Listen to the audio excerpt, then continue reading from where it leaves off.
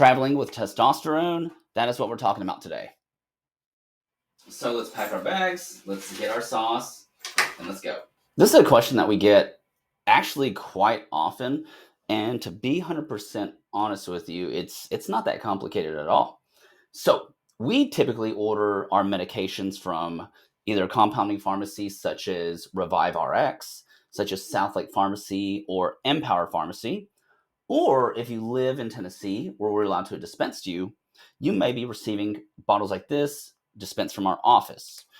Regardless what you get, you will be able to take this onto the flight with you in either your checked luggage or your carry-on.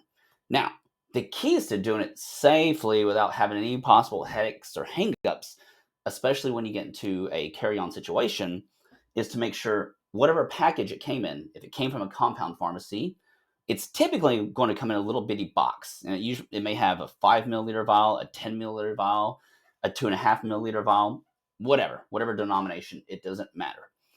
But you need to bring that box with you because that will have the label on it that lists your name, it lists your dose, it lists who prescribed it and when it was dispensed to you. So you have to take that on with you because if you just take on loose vials that don't have any patient identifiers, that could be subject for confiscation. However, if you take it, it's got your name on it, you're good, you're golden. Also, if we dispense it from office, now I don't know if the camera will show us very well. It's getting washed out. Let me see if I can cut down a light. It'll have your name on it, which I've blocked out someone's name. It'll have the medication. It's not focusing very well. Testosterone, and it'll list your dose and everything. If you take this on it, it's got your patient identifiers, date of birth, everything. You're good. Again, you have to take on the box or the label that has a patient identifier. Another thing is, here's what I do if I take it onto a checked.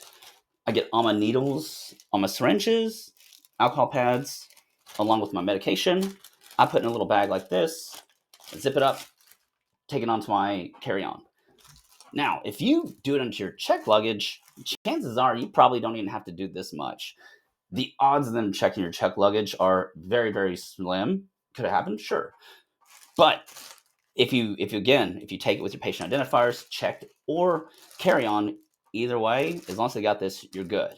One thing I absolutely do not recommend is pre-drawing up your medication and then taking those pre-drawn syringes onto the plane, whether it's checked or carry on. Do not recommend doing that. You can't have patient identifiers with it.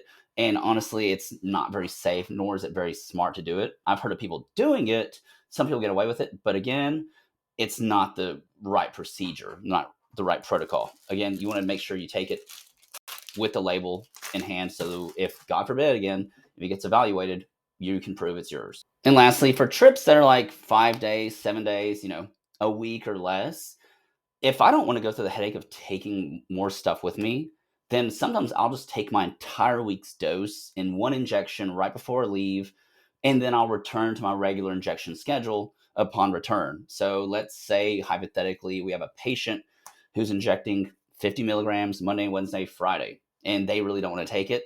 I'll just say, look, just do the full 150 milligrams right before you leave, and as soon as you get back, you can resume your regular schedule. Again, that's for shorter trips, a week or less.